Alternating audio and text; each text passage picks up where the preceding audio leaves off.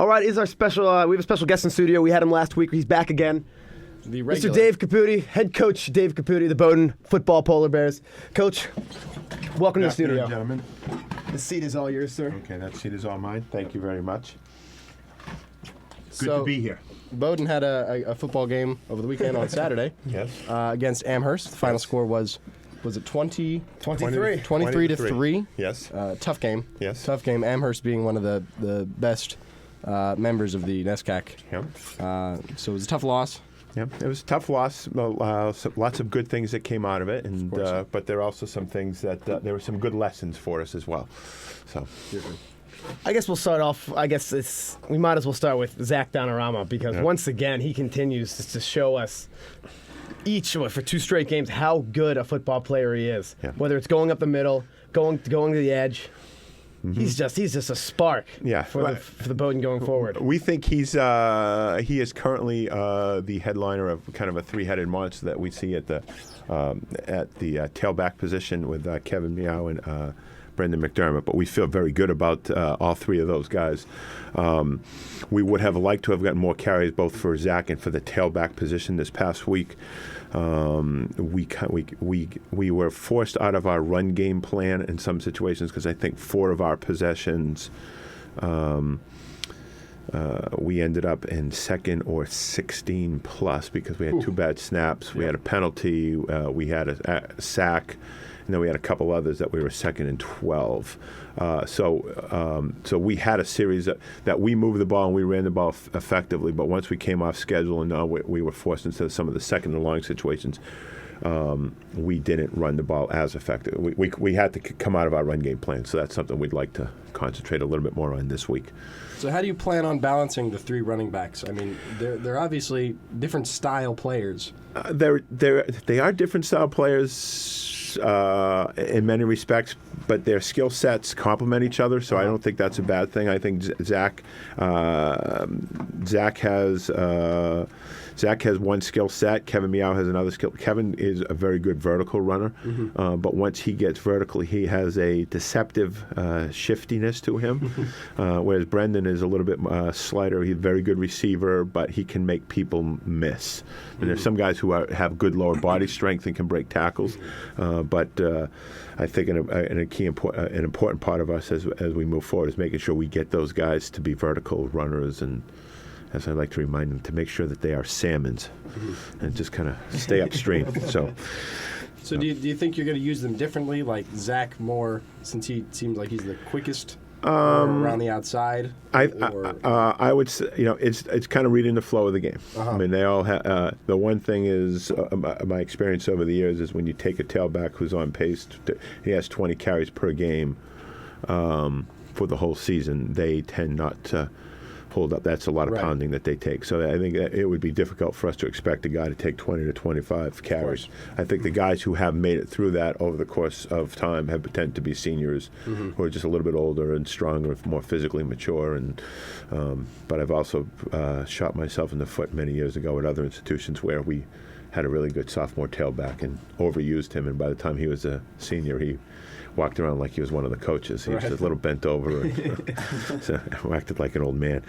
So let's change gears for a second and talk about the defense. And although if you look at the box score and the statistics, the defense may have given up 199 on the ground, given up 20 points, but throughout the game, the defense continued to impress in this new 3-4 scheme. Yeah, I think I liked how our kids played. I mean, one of the guys in particular who really stood out for us is Chris Martin, who has been away from the game. I mean, he started the first game his freshman year and played his whole freshman year, and halfway through his sophomore year, and they get hurt, and then an injury his sophomore year, and then another injury in the second day of practice his junior year, and he's missed a season and a half. To see a guy come out and develop a more of confidence and more comfort level with what we are doing, but he has a slight build, and he's small and somewhat soft-spoken, but he has there is an aggressiveness and a recklessness to his tackling style that just he accelerates through people. And a couple of times you stand on the sideline, he came up and made a tackle, and you just go, what just happened? It was a blur there. But yeah, he was very impressive. But I thought the entire unit played very well, and I think the unfortunate thing is when I was looking at, they had 2 of their scoring drives were extended with 2 penalties, and that way I thought we did a good job of stopping them, and the play was extended, and then the 2 of the other scoring drives were short field, where an interception was returned to the 4-yard line, another interception was returned to the 22, and the one to the 4-yard line eventually became a touchdown, and then the one to the 22 became a field goal. I don't want to trap you into saying anything you shouldn't say, but on that final drive before halftime, for the Lord Jeffs, one of those penalties, I think it was the pass interference call, was a little bit questionable, if you ask me and many of the fans at the game. You put me in a tough spot. Yeah. It was a tough call and a tough situation, and I thought our guy made a good play. But he made a very good play. Yeah, he made a very good play, and with hindsight being 20/20 and film being 20/20, I won't disagree with you, but I also think in this day and age of college football and professional football, anything remotely close to an injury, anything remotely close to the head, they're throwing the flag on it, and it's just but our, I think our guy went up and he had 2 hands going for the football. He did not leave his feet, did not duck his head, he did not target the receiver. I think the receiver ran into him more than the other way around. But I thought that's how I saw it. I think the film comes through, but in the speed of the moment, and you don't know the exact angle another guy has, and does he see both arms up for the ball? And in the heat of battle, I was a little bit frustrated, but those guys have a tough job. They certainly do. So has that been an issue at all this year, the officiating, or is it? No. It's been about. No, I think the last 3 or 4 years we've had some very good crews here, and it is. I have been accused of being a fairly emotional Italian guy on the sideline, and Saturday was no exception. But sometimes in the heat of the battle, and in particular, I think where it really irks you as a coach, it's when your guys it's when a play is made on 3rd down and you stop them and you're forcing a punt, and then the late flag comes in. So I think you're reacting a little bit to the call, but a little bit reacting out of frustration, either for your team or or the players on the field who just made a good play. And that when that happens, I think that kind of, in the heat of battle, people react emotionally. So. I guess when we woke up on Saturday morning and we had quite the storm going on in Amherst. Does that, with the weather and the way the field was, does that change your game plan at all? You have to have it in mind, but you don't want to change it too much. I think that I think we had 2 snaps on 1st down that were tough snaps because, and as I said, those. Puts you in a hole. Puts us in a hole. And I know everybody says, why would I go to Maine? It rains there all the time. We haven't really practiced in the rain all preseason. That was our first time in the rain. There were a couple days where it drizzled slightly, but that was the most rain that we had played in all year. So I think we might have to stick some footballs in a bucket of water on a sunny day in the future and try to do that. But our preseason weather belies Maine statistics. So does that affect the quarterback play more or the running game in terms of gameplay? I think there's all kinds of little things that don't meet the out. For example, we're a little bit undersized on the defensive line, but we're very aggressive, so we like to line move and attack and get. But when you go up against a bigger team, and you line move, and then all of a sudden, once you line move and the ball gets redirected in an area, you have to put your feet in the ground and redirect back. And all of a sudden, when you're on that line move, and the grass is a little bit wet, you don't redirect back as well. So I think that some things like that. I think they did a pretty good job of adjusting some of their secondary calls to take away some of our shorter passing game stuff, where we try to get the ball to Patrick Noon in space quickly, and so he can get some run after catch. But what happens is Patrick's niftiness sometimes gets neutralized on a wet field. So it's not anything remarkable, but part of it's college football, and players and coaches have to make adjustments to injuries, changes in schemes, weather. That is life. And it's been an easier year for you guys this year, injury-wise, than last year, definitely. Yeah, I mean, I think our injuries, we've tried to do a better job of monitoring when injuries occur in preseason, what days, what parts of practice, where we have a higher incident.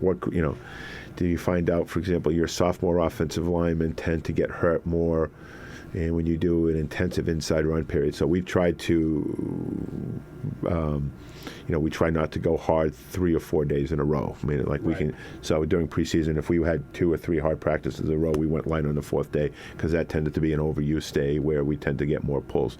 So we're trying to monitor that a little bit. It's once you get plug all those injuries and frequencies of injuries into an Excel spreadsheet, you can start making some more.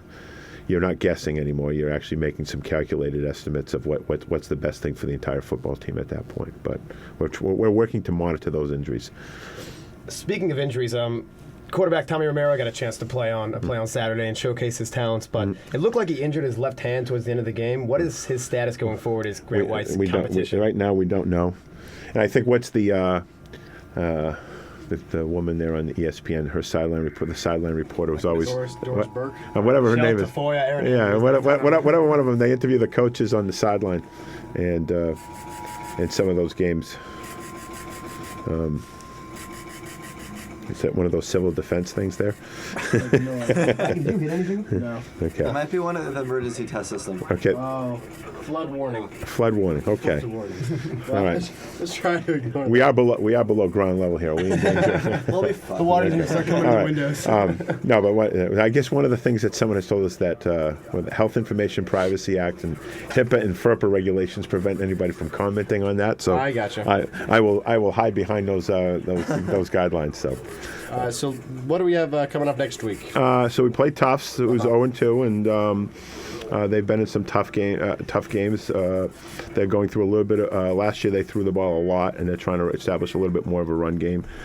So as always, as the case in this league, everybody is a worthy opponent and has to be respected as such. And if you let your guard down just a little bit, you could be in for a surprise. So we're traveling down to Tufts and looking forward to that and trying to turn things around. Hoping to turn things around. I think our emphasis this week is less on our opponent and more on we control our destiny. And that's really going to kind of thing. If we eliminate our mistakes on offense and defense, we can compete with anybody. But it's really important for us to focus on Bowdoin College and what Bowdoin College controls and not on what officials or our opponent do. Of course. It's always difficult to open the year against 2 of the best teams in the entire NESCAC. Yeah, that's kind of fun. It gets to get you in the it adds some excitement to your preseason as opposed to everybody into the fire. Yeah, exactly. It's nice to do that, but I think it was a good test for our team, but I think we would have liked to have come out of both those games with wins. I think had we performed at the level that we are capable of, I think we could have, but we're looking forward to the next one. Those 2 are in the books. Today our job is to get them prepared for Tufts.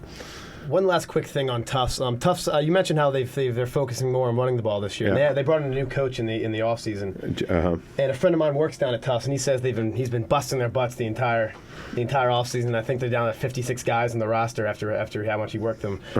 After watching, I don't know how much of tape you've watched of Tufts so far, but. How do you see any significant differences in terms of the way they look, the way they play compared to last season? I think they've changed their style of play. I mean, last year they tended to be more of a man-based team. In the secondary, they're playing more zone. I think the head coach there, Jay Savetti, is a good young football coach. He had spent time at Boston College when Tom O'Brien was the head coach there, and then when he left Boston College, he went down with him to North Carolina State, so coach for a couple of years. So you can definitely see the Boston College, North Carolina State, Tom O'Brien, Dana Bible, who's the offensive coordinator of North Carolina State. Frank Spaziani, the head coach at BC, there is a definite influence on their offense and defensive style of play that, from his past experiences, that you can see the change there.